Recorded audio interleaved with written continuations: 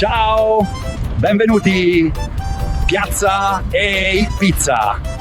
Ciao! Ragazzi miei, avete visto? Che bella sorpresa, amici miei!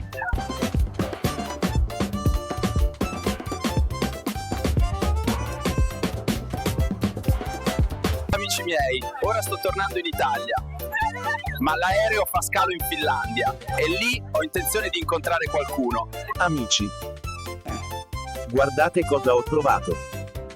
L'album della mia infanzia. Amici, questi sono i miei ricordi più belli. La mia infanzia qui era piena di felicità. Ah, i ricordi.